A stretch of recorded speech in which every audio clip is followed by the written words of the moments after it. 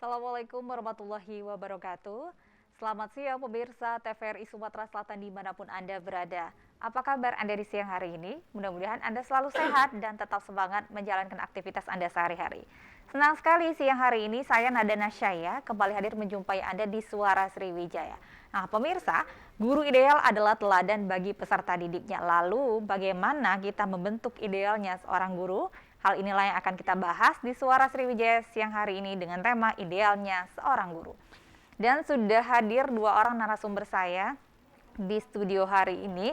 Ada Kepala Dinas Pendidikan Provinsi Sumatera Selatan, Bapak Dr. Haji Riza Pahlavi MM. Apa kabar Pak Riza? Alhamdulillah baik saja, Nada. Sehat Pak ya? Sehat, insyaallah. Alhamdulillah. Senang berjumpa dengan Pak Riza dan saya juga kembali berjumpa lagi dengan Kepala Sekolah SMA Negeri 1 Palembang, Bapak Dr. Andes Haji Moses Ahmad, SPDMM. Pak Moses, apa kabar Pak? Alhamdulillah sehat walafiat. Alhamdulillah sehat. Berjumpa bersama dengan Bapak-Bapak ini kita membahas tentang pendidikan. Ini pemirsa, kami juga tidak berbincang bertiga saja.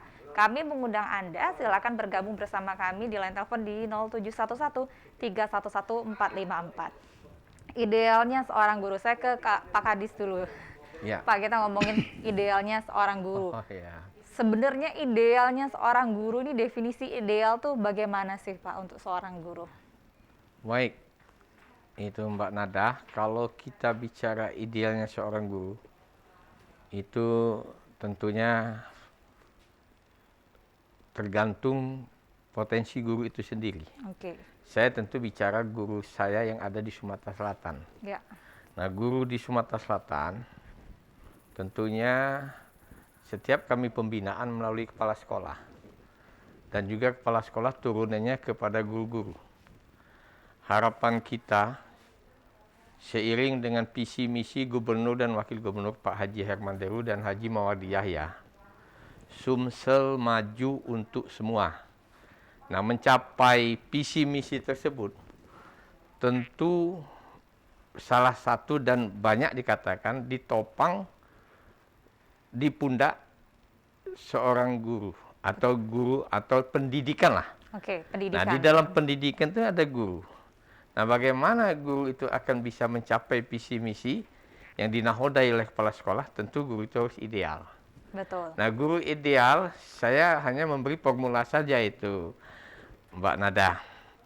Guru di Sumatera Selatan, selalu saya berikan dalam pembinaan, guru yang harus cerdas. Oke. Kenapa? Bagaimana kita mau mencapai visi misi tadi kalau guru tidak cerdas? Namun cerdas yang saya maksud, maknanya itu Mbak Nada, C-nya itu bagaimanapun guru di Sumatera Selatan yang terdiri dari 17 kabupaten kota, harapan kami tidak berdasarkan kebijakan dan kewenangan, tapi gubernur sebagai kepala wilayah tentu semua pendidikan dari jenjang PAUD, TK, SD, SMP, SMA, bahkan MI, MTS, MA kan. Betul. Itu setidak-tidaknya C-nya pada kata cerdas itu harus cemerlang dan cekatan. Cemerlang dan cekatan. Ya, Oke. cemerlang cekatan. Itulah harus ciri khas yang ada di sanubari guru kita yang ada di Sumatera Selatan. I-nya apa? Bekerjalah, E-nya itu efektif efisien. Selain dari efektif efisien, harapan kita setiap di dalam memberikan pembelajaran kepada anak didik, walaupun mungkin sekolah umum, walaupun mungkin dari jenjang TK, SD, SMP, mulailah ditanamkan entrepreneur. Oke. Jiwa wirausaha kepada anak didik itu. Artinya sehubungan dengan pelajaran yang diajarkan oleh guru tersebut. R-nya harapan kita, mudah-mudahan guru-guru di Sumatera Selatan bicaranya rasional, Oke. real, tidak percaya dengan hoax atau hoax. D-nya mau tidak mau, suka tidak suka harus itu ada di guru kita, yaitu disiplin. Oke. Nah, A-nya sudah zamannya sekarang. Zaman tuntutan dan wajib harus dikuasai apa? Aplikasi. Oke, teknologi. Iya, teknologi aplikasi dan amanah.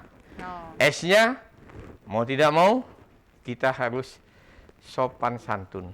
Itulah idealnya seorang guru di Sumatera Selatan. Harapan kita dan mudah-mudahan ini akan terwujud. Demikian Pak Nada. Oke, baik. Terima kasih Pak Riza. Saya ke Pak Moses nih. Pak Moses sebagai kepala sekolah. Sebenarnya merintisnya juga dari guru ya Pak ya, dari Ya. awal tahapan-tahapan. Betul. Nah, bagaimana Saya pikir guru ideal itu mungkin apakah bisa langsung dibentuk secara instan ini Pak Moses, ataukah memang perlu tahapan proses-proses yang cukup panjang untuk menjadi ideal ini Pak? Baik, terima kasih Mbak Nada. Tentu untuk membentuk guru yang ideal itu tidak bisa kita bentuk secara instan. Ada tahapan-tahapan. Saya berbicara mulai dari Undang-Undang Guru dan Dosen nomor 14 tahun 2005. Di dalam Undang-Undang Guru dan Dosen itu tugas pokok seorang guru itu ada 5. Oke. Yang pertama, mempersiapkan pembelajaran. Yang kedua, melaksanakan pembelajaran. Yang ketiga, melakukan penilaian dalam pembelajaran. Dan yang keempat, melatih dan membimbing peserta didik. Dan yang kelima, tugas seorang guru itu adalah melaksanakan tugas tambahan. Oke. Berawal dari Undang-Undang Guru dan Dosen ini, tentu guru ideal itu adalah guru yang mampu menjadi model. Artinya, guru itu harus mampu menjadi contoh di hadapan para peserta didik, para siswa. Dalam segala hal, mulai dari sikap, cara berbicara, kedisiplinan yang disampaikan oleh Bapak Kepala Dinas tadi. Sehingga keberadaan guru itu ditunggu-tunggu oleh seorang siswa. Kemudian yang kedua, guru itu harus percaya diri. Oke, betul. Sikap percaya diri ini harus dimiliki oleh seorang guru. Dan tentu ini akan tergambar dari sikap dan ekspresi guru ketika dia berada di kelas. Kemudian yang berikutnya, seorang guru itu harus menguasai materi. Karena ketika seorang guru tidak menguasai materi, dia tidak akan mampu tampil dengan baik di hadapan para siswa, para peserta didik. Dan materi yang dikuasai guru ini bukan hanya materi yang diampunya, tetapi materi-materi di luar pelajaran yang diampunya, terutama materi-materi yang mendukung pada pembelajaran yang diajarkan. Kemudian yang berikutnya, tugas seorang guru itu harus inovatif. Yeah. Guru itu harus inovatif, terutama di masa pandemi ini. Guru-guru yang tidak inovatif, dia akan ketinggalan. Dia tidak akan mampu melaksanakan tugas dengan baik. Dia harus berani melakukan pembaharuan, baik pembaharuan dalam pembelajaran, metodenya, dan sebagainya. Terutama di masa pandemi COVID ini, guru itu harus menguasai IT. Karena ketika guru tidak menguasai itu, dia akan ketinggalan. Yang berikutnya, untuk mencapai guru yang ideal itu, guru itu harus sabar. Karena di dalam kelas yang diajar oleh seorang guru itu terdiri dari beragam siswa yang tentu mempunyai tingkah laku yang berbeda-beda maksud saya. Oleh sebab itu ketika guru tidak sabar, dia akan sulit untuk menghadapi siswa di masa sekarang ini. Okay. Yang berikutnya, guru itu harus terbuka. Terbuka, jujur, kemudian siap menerima masukan, kritikan dari siapapun itu. Tidak menutup kemungkinan kritikan, masukan itu datangnya dari siswa. Guru yang ideal itu dia harus mampu menerima itu. Sehingga menyesuaikan dengan apa yang dimasukkan ketika masukan itu kita anggap baik. Yang terakhir, guru itu harus memiliki rasa humor, supaya ketika berada di dalam kelas, suasana di dalam kelas itu tidak tegang. Nah, tentu ini tidak bisa didapat secara instan. Ada latihan-latihan yang harus dilakukan oleh seorang guru itu, dan dia harus membuka diri tadi sehingga bisa menerima masukan dari kawan-kawan guru yang lain, yang akhirnya lama-kelamaan kemampuan-kemampuan itu akan dimiliki oleh seorang guru. Saya kira begitu. Butuh Mbak proses Nada. yang panjang ya Iya. Pak Moses ya, tidak bisa. Tapi gini, Pak Riza, kita kan untuk mencapai guru ideal itu kan seperti kata Pak Moses itu kan prosesnya panjang sekali. Saya meyakini, tapi kan dari kita tuh dari Dinas Pendidikan juga ya khususnya ini kan program-program rekrutmen guru. Ini maksudnya bagaimana ini Pak program-program kita untuk menyeleksi ideal-idealnya, walaupun untuk menjadi ideal itu prosesnya panjang, tapi pasti akan menyaring yang terbaik Pak Riza ya. Bagaimana Pak dari Dinas Pendidikan sendiri untuk melihat menginginkan kriteria yang memang pas untuk nantinya cepat akan menjadi guru ideal ini Pak Riza? Ya, yang jelas kalau disebutkan untuk jadi guru ideal, tadi sudah diuraikan oleh Pak Moses selaku Kepala SMA Negeri 1 Palembang dengan lengkap. Betul. Ya kan? Nah, kalau kita baru rekrutmen pertama, itu tentu tidak bisa langsung semata-mata dapat guru ideal. Betul. Itu masih dapat dikatakan ya anyar betul, untuk perlu kita ya namanya pelatihan-pelatihan. Itu tugas dari Dinas Pendidikan yang mengakomodir adanya di bawah bidang PTK, Pendidikan dan Tenaga Kependidikan, untuk melaksanakan program pelatihan-pelatihan untuk apa yang dikatakan Pak Moses tadi, inovasi-inovasi, bagaimana untuk secara selama ini mungkin yang dilatih itu hanya guru itu saja, ini pemerataan kita harapkan agar semua guru itu dapat terimbaskan, yang belum sempat mendapatkan diimbaskan pada sekolah, pada guru yang dilatih tadi. Mudah-mudahan kalau tidak corona itu sudah berjalan, tapi ini secara bertahap. Program-program sendiri Pak Riza selama masa pandemi ini adakah maksudnya program-program yang dirubah ya khususnya untuk pelatihan-pelatihan para guru-guru? Tapi sifatnya hanya sifat secara virtual.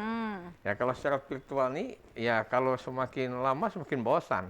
Karena ada bentuk wujudnya dalam bentuk latihan kan, dalam bentuk drill kan, dalam bentuk gestur tubuh yang harus kita lakukan betul.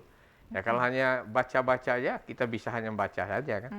Nah itulah makanya mudah-mudahan corona ini cepat berlalu agar kita bisa tatap muka lagi seperti yang kita lakukan sebelumnya. Sama, siswa-siswa juga yang dirasakannya juga begitu ya, guru pun ketika akan dilatih, bosan juga, mungkin bisa membaca buku dan lain sebagainya, siswa-siswa pun juga begitu, menuntut ketika memang mereka belajar, bosan juga. Tapi gimana teknisnya sih, saya ke Pak Moses lagi nih, kalau Pak Moses sendiri ini untuk di masa pandemi ya, sebelum kita tatap muka, karena nanti kita akan cerita SMA 1 sudah tatap muka dan beberapa SMA yang lainnya Pak Riza ya sudah tatap muka. Sebelum-sebelumnya teknis-teknisnya, karena kan saya meyakini nih guru pun juga cukup shock untuk keadaan pandemi saat ini gitu, karena biasanya tatap muka. Beda Pak ya kalau kita guru itu ya, ngelihat ekspresi, menjelaskannya beda perjalanannya.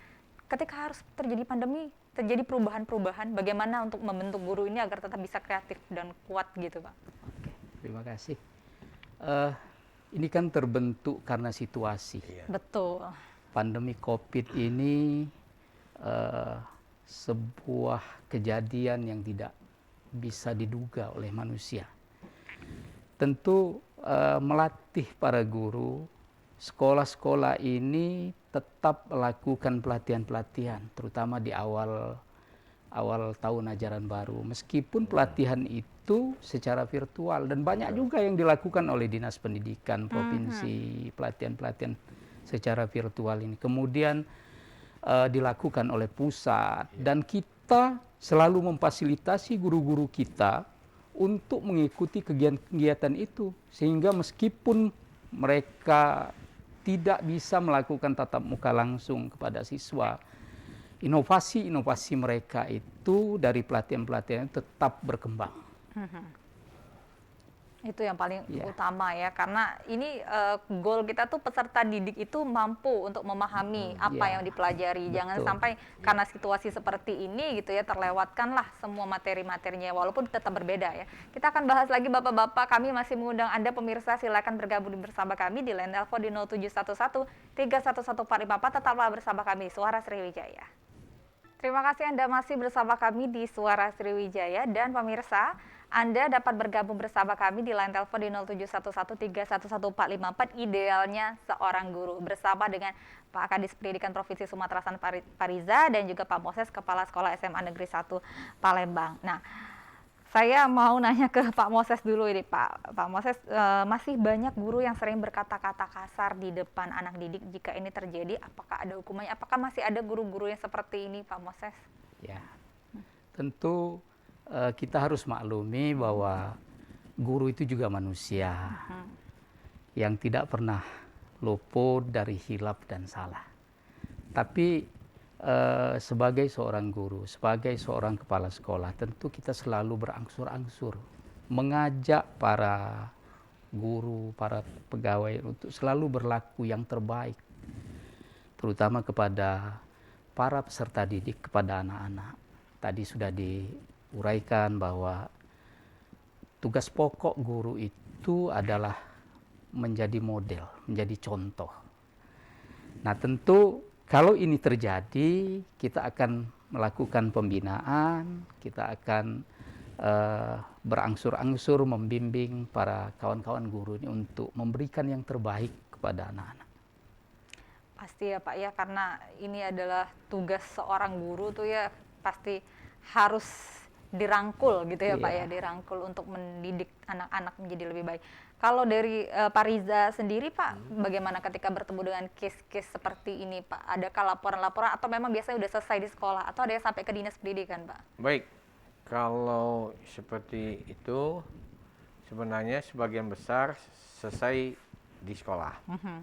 Karena perpanjangan tangan dalam hal ini pemerintah Provinsi Sumatera Selatan, Dinas Pendidikan, itu kepala sekolah. Betul. Nah, kepala sekolah lah tentu bagaimana cara kalau masalah besar, kalau bisa kecil dan tahu zero atau dari kecil ke zero, ya kan, untuk selesai permasalahan itu. Karena kami meyakini kepala sekolah punya strategi di dalam hal melakukan. Tadi sudah dijelaskan oleh kepala sekolah, yang namanya guru itu sebagai manusia biasa, tapi kadang-kadang mungkin tidak terkontrol, ada kejadian di rumah tangga, terbawa pada waktu mengajar. Nah, ini juga yang mungkin sebagai kepala sekolah, Pak Moses sudah menyatakan perlunya bimbingan arahan kan. Nah, artinya ya mungkin dilihat sejauh mana. Tapi kalau sudah diarahkan, sudah dibimbing, ternyata guru itu juga masih, itu kan ada 2 kali, ya 3 kali, mungkin kita perlu periksa dulu. Pantaskah dia masih jadi guru?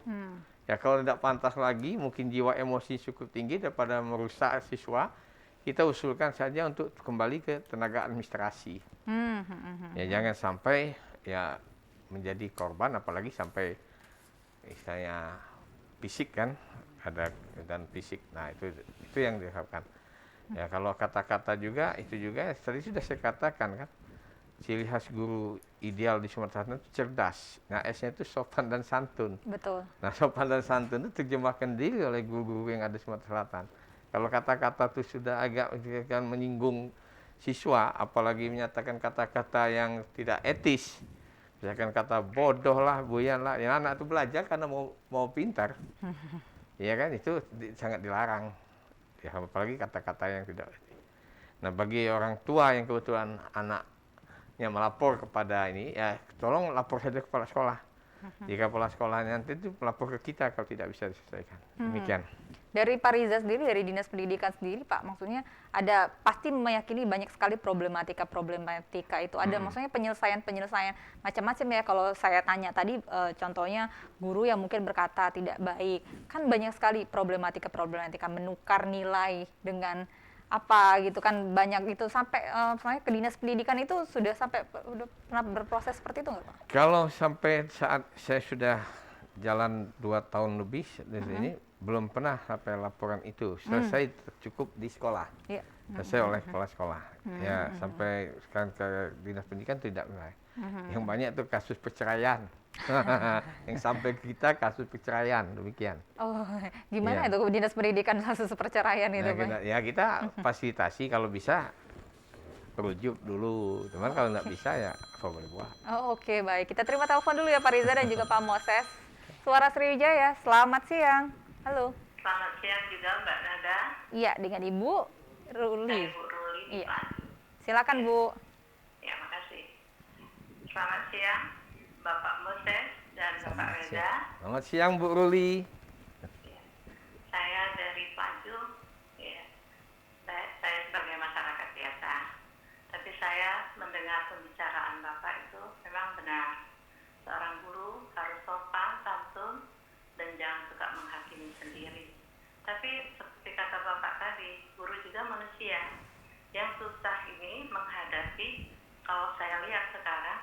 wali murid. Karena dia suka menerima dari laporan anak, tidak mengontrol. Ya.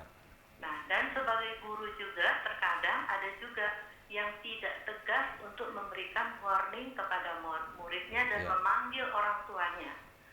Nah, kalau sampai orang tuanya dipanggil, jadi biar dia tahu laporan anak sama laporan anak ke orang tua, laporan guru, dia mengertikan dulu.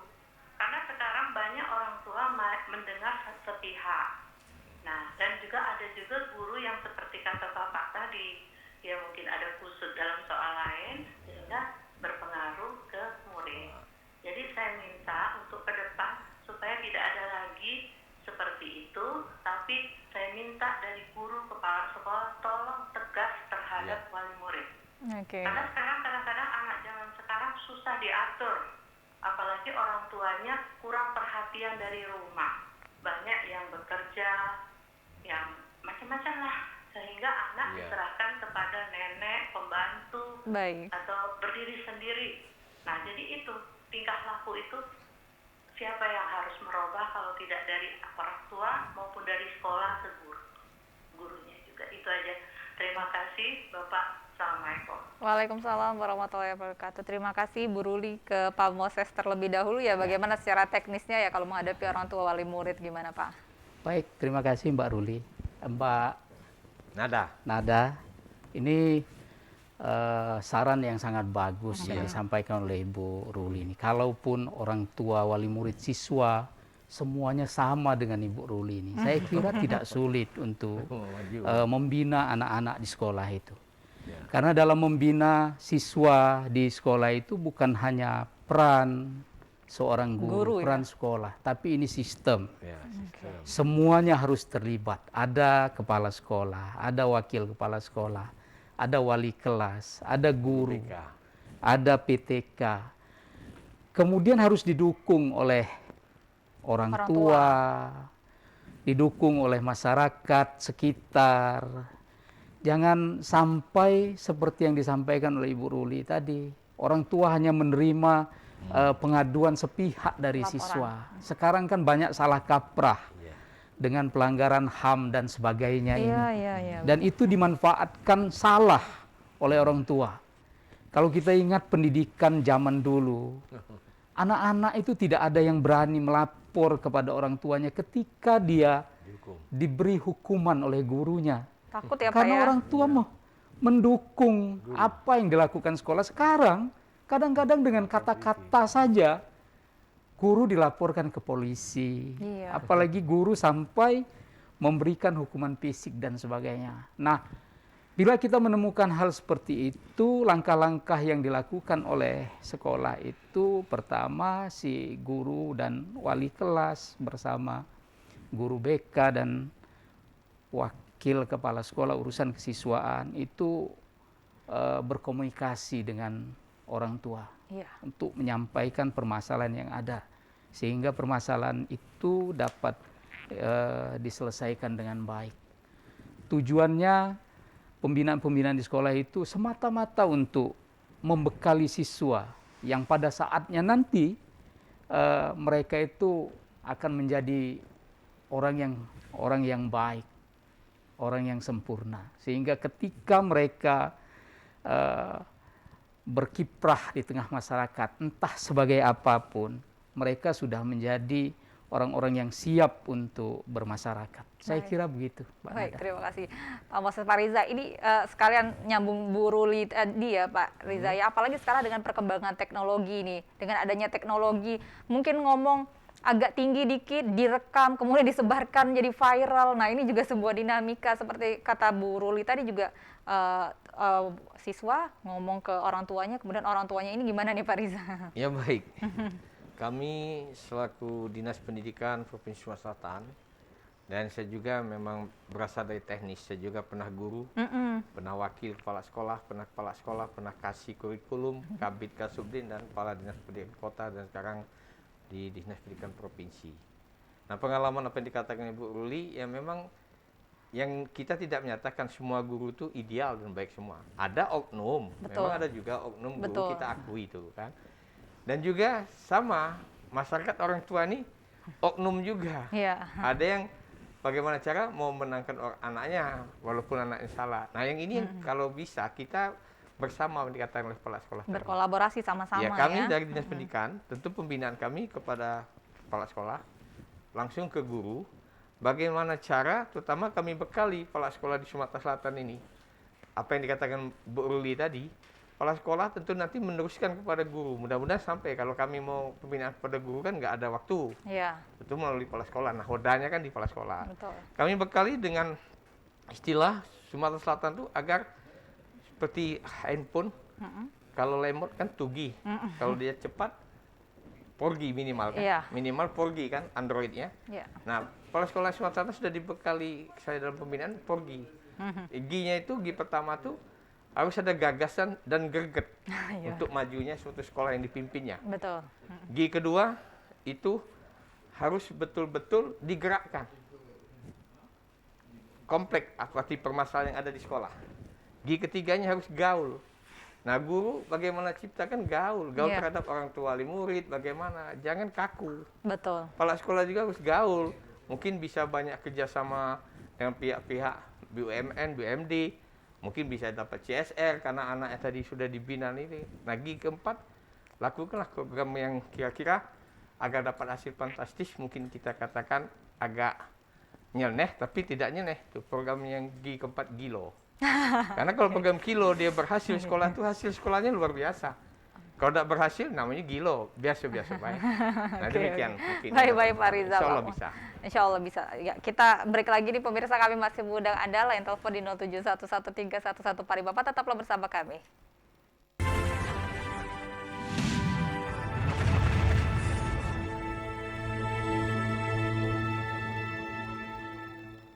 Di masa-masa pandemi kayak gini, jangan lupa untuk rajin cuci tangan ya, Pak.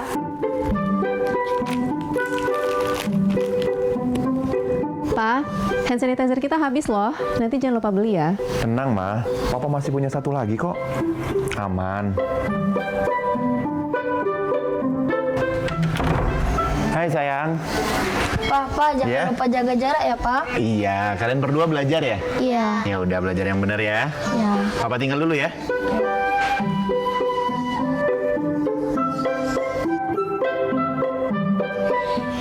Tuh kan, Pak. Anaknya udah ingetin jaga jarak, maskernya juga jangan lupa dipakai dong. Makasih ya, Ma. Maskerku, maskermu melindungi kita. Ma, Pak, dengan menjaga jarak kita tetap bersatu. Sekarang siapa yang mau pakai hand sanitizer? COVID-19 dapat dicegah dengan 3M, memakai masker, mencuci tangan, dan menjaga jarak.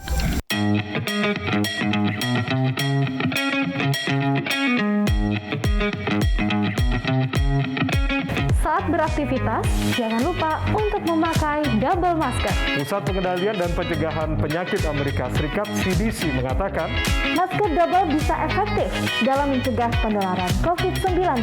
Masuknya berbagai varian baru menuntut kita untuk lebih ketat memproteksi diri. Tapi, memakai masker double penggunaannya juga harus tepat. Ini dia panduannya.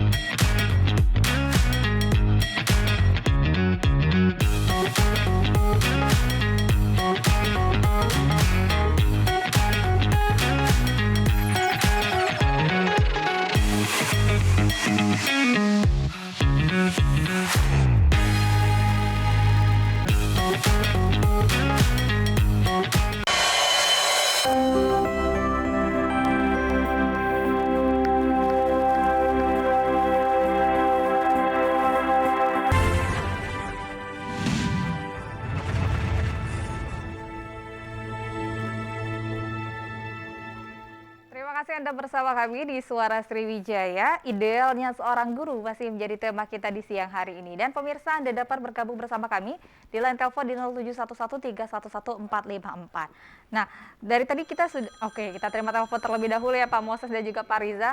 Suara Sriwijaya, selamat siang. Selamat siang Mbak Nada. Iya. Ini saya lagi Mbak Nada. Oh, Bu Ruli. Saya Bu Ruli. Silakan. Mbak Nada, saya mau menambahkan sedikit sama Bapak Riza. Oke, silakan Bu. Ya, makasih. Selamat siang Pak Reza. Selamat siang Bu Ruli. Saya bukan mau menggurui Pak. Ya. Saya ingin menambahkan sedikit saran saya. Tapi kalau dari sekolah Pak Moses, saya rasa sudah dari dulu saya banyak tahu. Bahkan dari saudara-saudara saya juga. Pokoknya nggak asing lah kalau dari sekolah situ. Saya bukan menjelekkan sekolah lain, bukan. Nah, tapi sesuai dengan eranya sekarang, susah ngomong. Jadi saya minta dari Bapak Reza, kalau bisa Pak ya, dari SD kelas 5 sampai ke SMA kelas 3, itu coba Pak diadakan undangan setiap hari Sabtu atau hari Minggu, coba diadakan semacam seminar atau training di misalnya apa di tempat asrama haji, dikumpulkan dari sekolah Sumatera Selatan itu di rolling Pak, diundang supaya belajar tata krama, etika, budi pekerti. Betul. Karena anak zaman sekarang susah. Dari SD sampai ke SMA, bahkan sudah kuliah pun terkadang kayak gitu. Nah, jadi saya minta Pak coba. Walaupun ini eranya pandemi kan bisa diatur Pak. Walaupun kan orang tua bisa membiayai anak untuk kemana-mana, untuk yang nggak karuan. Sementara ini pendidikan. Jadi ditekankan dari sekolah, undangan, ya, kalaupun ada biaya nggak masalah Pak, demi untuk masa depan, untuk bangsa dan negara juga Pak. Itu saja Pak saran saya. Terima kasih. Baik, terima kasih. Waalaikumsalam warahmatullahi wabarakatuh. Terima kasih Bu Ruli, Pak Riza, silakan Pak. Ya, terima kasih sarannya Bu Ruli, karena saran itu cukup baik, sudah dapat nanti insya Allah kita terapkan. Memang benar Bu Ruli, bahkan bukannya siswa saja, guru juga pernah kita lakukan kerjasama dengan Ibu Sri Suroso kan. Nah, dan sampai ke sana kan. Namun mungkin kita kembangkan lagi kalau selama ini mungkin anak yang mau seleksi siswa teladan atau guru-guru teladan. Nah, insya Allah secara umum apa yang dikatakan Bu Ruli, kita terima sarannya Mbak Ruli. Terima kasih. Terima kasih ya. Baik. Saya ke Pak Moses lagi nih Pak Moses. Ini kita cerita-cerita dinamika guru ya macam-macam ya. Karena kalau kita mau ngomongin guru ideal, kita tuh mengharapkan sekali karena berkolaborasi orang tua bersama dengan guru dan stakeholder lainnya untuk berkolaborasi membangun peserta didik. Tapi saya pengen cerita berbagai macam ya kasus-kasus karena banyak beberapa kasus-kasus di sini. Salah satunya mungkin guru yang menjadi berkata kasar gitu, kemudian menurunkan. Kita telepon lagi nih. Saya terima dulu kan ada Pak Moses dan Pak Riza nih laris ini. Suara Sriwijaya. Halo. Assalamualaikum. Waalaikumsalam. Dengan Ibu siapa di mana? Ibu Ipa dari kilometer 5. Ibu Ipa, silakan Bu. Ya, saya berterima kasih kepada Pak Reza dan Bapak dari SMA 1 itu. Saya sangat mendukung karena saya adalah seorang guru. Saya adalah guru SD, Pak. Nah, untuk pelajaran sekarang masalah daring, saya seorang guru sudah berusaha. Saya memberikan pelajaran atau kegiatan tambahan sehari-hari dengan mengadakan kegiatan sholat 5 waktu untuk anak-anak didik saya dan kegiatan sehari-hari di rumah. Alhamdulillah, semua wali murid dari SD kami 1 dan 5 semuanya mendukung Pak. Karena murid-murid zaman sekarang, maaf, itu banyak kesopanan kurang kepada orang tua, kepada guru. Jadi dengan adanya saya memberikan kegiatan sholat sehari-hari dengan ditandatangani oleh orang tua, kegiatan sehari-hari mereka membantu, menyapu, ataupun menolong orang tua, mereka tanda tangani. Setiap hari Sabtu mereka kumpul dengan tugas-tugas kalian. Alhamdulillah Pak, mereka semua wali murid, orang tua murid bersyukur. Ada bahkan yang menangis karena anaknya selama ini tidak pernah sholat, tidak pernah membantu orang tua, sekarang mulai membantu. Dan sholat subuh pun mereka tidak bangunkan. Nah, saya memberitahu ini, semoga semua guru-guru mengikuti dengan cara saya, Pak. Alhamdulillah, saya bersyukur. Anak murid saya berhasil, Pak. Alhamdulillah, walaupun tidak satu seperti ini.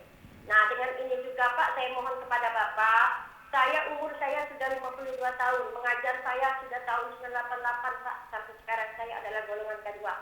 Saya mohon dengan ini kepada Bapak untuk mempermudah saya untuk sertifikasi Pak. Berikan kesempatan, saya 8 tahun lagi pensiun. Supaya semua kami guru-guru yang kedua, umur kami yang sudah 50 tahun ke atas, dimudahkan seperti tahun-tahun yang dahulu Pak. Otomatis untuk sertifikasi. Kami siap mendukung. Baik. Untuk Bapak semuanya. Semoga anak-anak kita di Sumatera Selatan ini anaknya berhasil semua. Amin. Terima kasih Pak. Saya akhiri, wassalamualaikum warahmatullahi wabarakatuh. Waalaikumsalam warahmatullahi wabarakatuh. Bu Ita adalah pendidik ya, guru SD. Ini cocok Pak Riza nih, silakan menjawab Pak Riza. Iya. Makasih Bu Ita. Ya, jadi apa yang dikatakan Bu Ita, itulah contoh guru yang betul-betul melaksanakan pendidikan karakter ya. Nah, kalau semuanya punya ide seperti Bu Ita, mudah-mudahan ya, kreatif apa yang dikatakan oleh Pak Moses, ciri khas lagi guru ideal kan sudah kompleks tadi disampaikan oleh Pak Moses. Bu Ita, masalah sertifikasi ya, walaupun SD kita tidak bicara kewenangan karena yang namanya provinsi itu sebagai gubernur, sebagai kepala wilayah, nanti bisa kita teruskan di mana letak istilahnya adanya MIS tersebut. Nah, mudah-mudahan untuk K2 ya pemerintah sudah cukup banyak, apalagi nanti akan ada P3K ya kan. Kita doakan saja P3K nanti lulus semua, amin, ya kan. Nah, termasuk sertifikasi nanti di mana letak kekurangannya. Ya, nanti kita bicarakan. Ibu Ita sebagai guru SD ya, nanti kita koordinasikan dengan Pak Zulinto selaku Kadis di Kota Palembang, di mana letaknya agar ya semua guru kita ini makmur dengan pengertian ya hak mereka semua akan dapat diterima. Demikian Mbak Ita ya. Baik, terima kasih Pak Reza ya. Pak Moses, saya kembali lagi ke pertanyaan. Jadi gini, karena kan berbeda ya kalau Bu Ita tadi cerita malah anak-anak ini kurang sopan santunnya kurang gitu. Artinya paradigmanya juga mengalami perubahan harusnya ya. Dari guru ini mengalami perubahan. Yang saya kayak kasih contoh dikit, ini nanti sekarang nih guru-guru anak-anak karena kurang sopan nih gurunya marah dikit langsung diviralkannya. Malah kadang-kadang ada grup yang ngatain guru gitu loh Pak Riza, fenomena pendidik, karena saya pendidik juga gitu. Nah, tapi kan di sini juga guru juga harus bisa menahannya ya, karena banyak juga yang kasar. Ini bagaimana ini Pak yang harus diterapkan kalau misalnya dari ketemu di guru-guru di SMA Pak? Baik, terima kasih. Inilah fenomena pendidikan itu. Pendidikan ini sebenarnya tidak bisa, seperti saya katakan tadi, tidak bisa dibenahi oleh guru saja, oleh dinas pendidikan saja. Tapi ini kompleks. Sistem semua harus terlibat di dalam pembinaan pendidikan ini. Mulai dari gurunya, siswanya, dinas pendidikannya, pemerintah maksudnya. Orang tua, masyarakat, lingkungan, itu harus mendukung semua.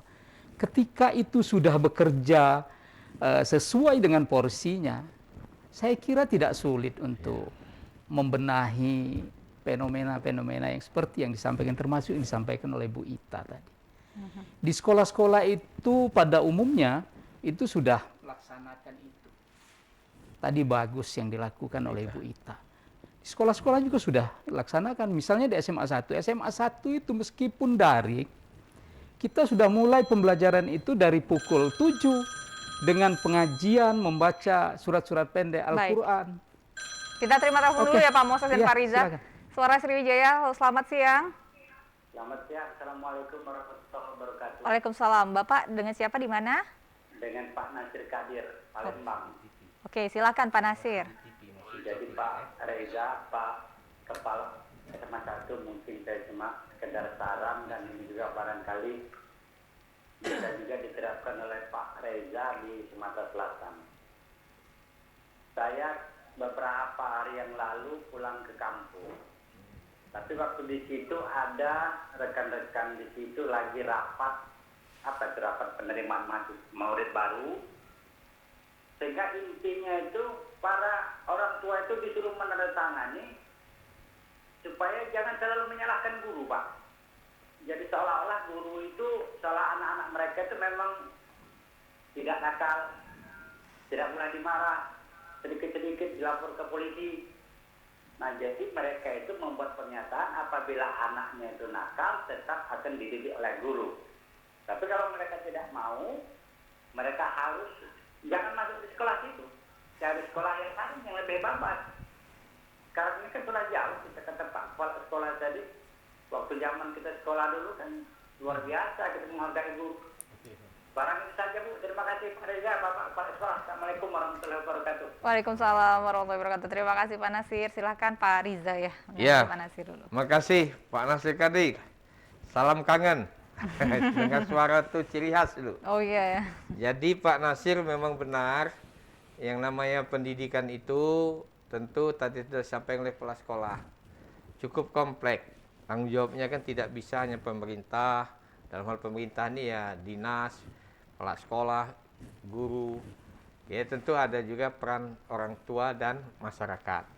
Nah disinilah kalau orang tua masyarakat ini pemikirannya sudah betul-betul satu tujuan, satu goal, ya mudah-mudahan apa yang itu semakin sedikit.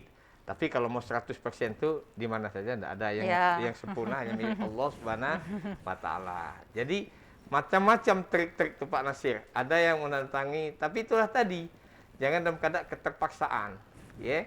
Dalam keadaan terpaksaan. Sama saja baru-baru ini contoh, ada di suatu sekolah, tidak naik sampai sekian puluh. Nah, hampir sekolah mau disalahkan oleh orang tuanya. Padahal proses sudah berjalan sesuai dengan prosedur yang ada. Panggilan 1, kedua, ketiga. Pas tidak naik, sekolah mau disalahkan. Nah, pertanyaan, apakah sekolah itu harus semuanya naik? Kalau semuanya harus naik, tidak usah lagi ujian. Pasti ada yang tidak naik, ada yang naik. Nah, demikian. Jadi, kalau masyarakat dan orang tuanya juga mendukung dan paham tentang pendidikan itu sendiri, insya Allah akan berjalan sebagaimana mestinya. Dan Sumsel maju untuk semua akan mudah digapai. Amin. Baik. Ada silakan Pak Moses mau mencari Pak Nasir. Iya, saya kira betul apa yang disampaikan oleh Pak Nasir. Jadi tadi juga sudah dijelaskan oleh Bapak Kepala Dinas bahwa ini adalah sistem. Semua harus berperan di sana.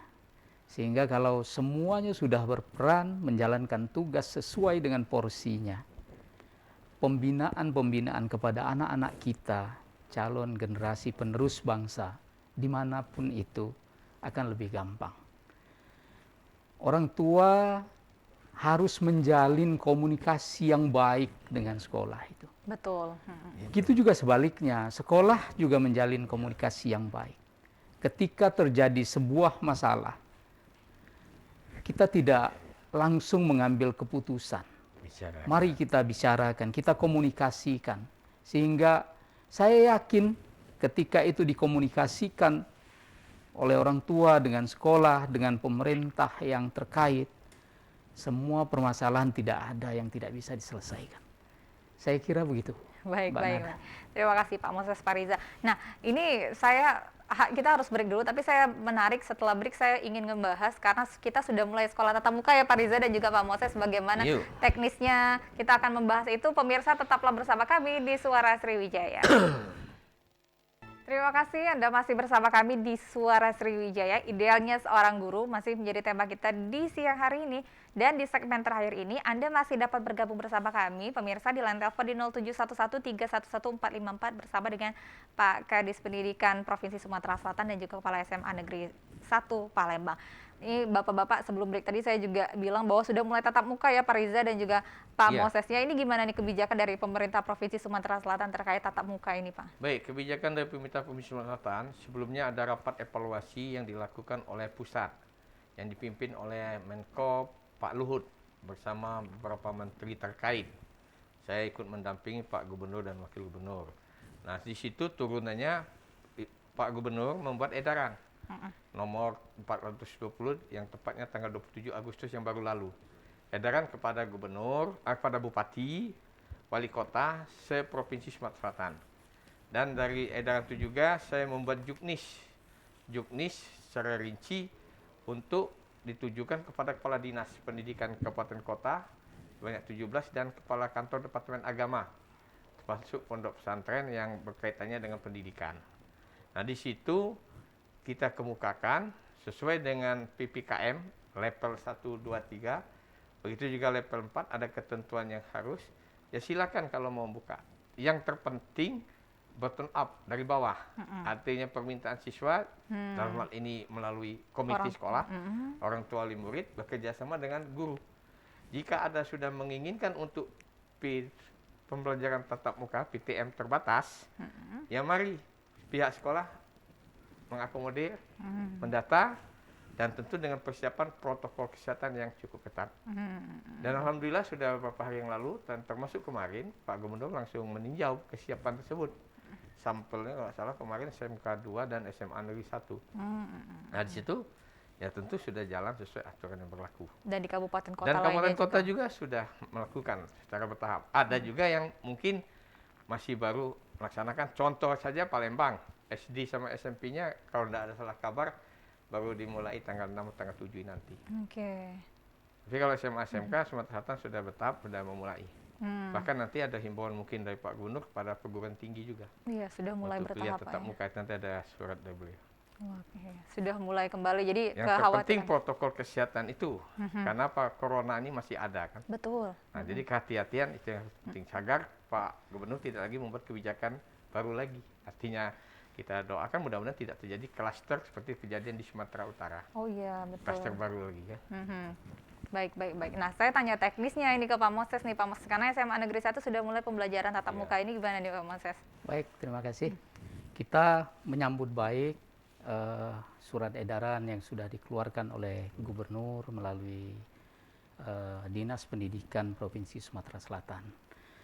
Sebenarnya kan kegiatan pembelajaran tatap muka terbatas ini sudah lama diinginkan oleh semua pihak, baik itu siswa, para guru, dan seterusnya. Tapi selama ini kan kita terhambat pada izin pemerintah. Nah, ketika ini sudah dikeluarkan, kita menyambut baik itu. Langkah-langkah yang kita lakukan, kita sudah mempersiapkan prokes yang ada di sekolah. Semua yang berkaitan dengan protokol kesehatan di sekolah itu sudah disiapkan. Dan saya yakin bukan hanya SMA 1, tapi Palembang, Sumatera Selatan sudah siap itu. Karena sejak lama itu sudah dicanang-canangkan. Setelah itu siap, kita meminta surat pernyataan bahwa orang tua mengizinkan anaknya untuk mengikuti kegiatan tatap muka. Bagi orang tua yang belum mengizinkan, kita tetap melayani mereka secara daring. Di SMA Negeri 1 Palembang misalnya, itu sekarang ini 50%, 25-50% siswa yang hadir. Tapi ketika guru mengajar secara luring di sekolah, anak-anak yang daring itu langsung bisa menyaksikan. Jadi tidak jadi masalah sebenarnya. Teknologi juga. Kalau orang tua masih belum yakin dengan kesehatan anaknya dan sebagainya, tidak jadi masalah bagi sekolah. Tapi yang sudah yakin, silahkan datang ke sekolah. Tanda tangani surat pernyataan bahwa mereka mengizinkan anak mereka untuk hadir ke sekolah. Nah, di sekolah juga kita jaga ketat. Ada gugus tugas COVID tingkat sekolah. Mereka mulai dari pagi sudah bekerja. Di gerbang mereka mengukur suhu badan. Kemudian mengajak anak-anak ini mencuci tangan, memakai hand sanitizer. Kemudian di kelas kita buat mereka duduk berjarak. Kemudian tidak ada acara kumpul-kumpul meskipun mereka sudah lama tidak kumpul. Tidak ada istirahat untuk menghindari supaya anak-anak ini tidak melakukan kegiatan kumpul-kumpul tadi. Kemudian kami juga mengajak orang tua untuk mendukung ini. Kita upayakan, kita anjurkan orang-orang tua itu tidak menyuruh anaknya datang ke sekolah itu naik kendaraan umum. Kalau memang memungkinkan, silakan orang tua antar anaknya. Ketika jam pulang, jemput anaknya. Iya, biar nggak kelayapan sehingga juga. Tidak kelayapan, kemungkinan tertular di kendaraan-kendaraan umum itu bisa kita hindari. Sehingga mata rantai COVID-19 ini bisa cepat kita putus secara bersama-sama. Saya kira begitu Mbak Nada. Oke, baik. Pak Riza, untuk program-program sendiri dari Dinas Pendidikan, apakah yang disesuaikan ya, apa yang dirubah, kemudian yang disesuaikan dengan kondisi saat ini? Yang pasti kita untuk membentuk guru ideal ini ya, dengan kondisi pandemi ini. Ya jelas, pertama kurikulum. Oke. Nah, kurikulum kan tentu tidak sama pembelajaran yang diberikan oleh guru secara normal dengan sekarang kan. Nah, kurikulum itu ya alhamdulillah kita kan ada yang namanya tim rekayasa kurikulum. Nah, tim rekayasa kurikulum inilah yang membuat tentu kalau istilah dari secara nasional itu kurikulum darurat ya kan. Oke. Nah, tentu itu kita sudah selalu lakukan pembinaan kepada kepala sekolah. Dan kepala sekolah dalam hal ini kita berikan school based management, otonomi sekolah. Oh, iya. Sesuai dengan kebutuhan dari pihak masing-masing mereka. Tapi kalau yang kurikulum tadi, ya kita pandu dengan menggunakan apa yang telah dilakukan oleh tim perekayasa kurikulum Dinas Pendidikan Provinsi Sumatera Selatan. Selain itu juga kami tambahkan soal COVID tadi pada semua kepala sekolah. Kalaupun anak sudah ada izin, ternyata anak itu ada rasa demam, tidak usah masuk, biarlah dia belajar di rumah. Apalagi mungkin hari pertama dia masuk kan, hari kedua tidak masuk. Nah hari ketiga sebelum hari itu tidak masuk tuh bila perlu sekolah ngubungi sekolah ini rumahnya.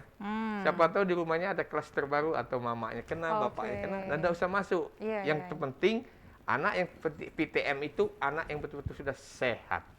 Jangan sampai menular, apalagi adanya klaster baru. Iya, itu yang paling penting. Jadi harus sangat ketat betul apa yang dikatakan oleh Pak Kepala Sekolah tadi dengan adanya gugus tugas COVID-19 di sekolah tuh wajib dibentuk, di-SK-kan oleh Kepala Sekolah. Jadi harus lebih aktif gitu ya Pak Riza ya. Jangan sampai keluarganya ada yang sakit, anak tetap sekolah. Ya, itu kan jangan ya. Lebih baik dia daring dari rumah. Karena sekolah masih memfasilitasi itu ya Pak Riza. Iya. Nah, dari SMA 1 sendiri ini Pak, program-program untuk di masa pandemik ini untuk membentuk guru-guru ini agar tetap, karena kan bukan hanya siswa yang menginginkan segera sebenarnya tatap muka, tetapi guru-guru pun mengalami kejenuhan ingin mendidik anak-anak.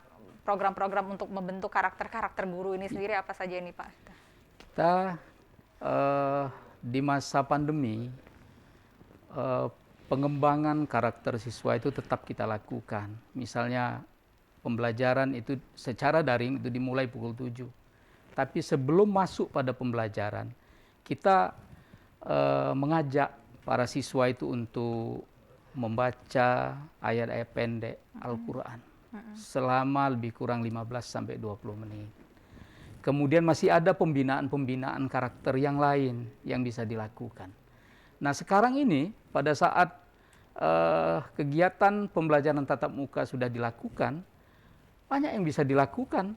Pembacaan ayat-ayat pendek Al-Quran itu tetap kita lakukan. Kemudian di SMA 1 itu ada pembiasaan apel pagi dalam rangka pembinaan. Karakter siswa itu akan segera kita lakukan kembali. Sehingga kita ini segera pulih dari kondisi COVID-19 yang sudah lebih kurang 1 tahun lebih terjadi di kita ini. Barangkali itu Mbak Nada. Baik. Terima kasih Pak Moses, Pak Riza juga terima kasih. Menarik sekali kita bagaimana tantangan kita ya, dinamika pendidikan kita khususnya di masa pandemi untuk membentuk guru-guru agar tetap ideal, agar peserta didiknya pun juga bisa mendapatkan yang terbaik dari guru-guru ideal ini. Terima kasih, kita waktunya sudah habis ini pemirsa. Inilah akhir perbincangan kita di Suara Sriwijaya siang hari ini. Guru ideal adalah teladan bagi muridnya, inilah yang harus kita tanamkan bagi kita semua sebagai pendidik dan juga peserta didik. Dan hormatilah guru kita karena itu adalah orang tua kita juga. Akhirnya saya Nada Nasyaya mewakili kerabat kerja yang bertugas pamit undur diri. Terima kasih atas kebersamaan Anda. Assalamualaikum warahmatullahi wabarakatuh.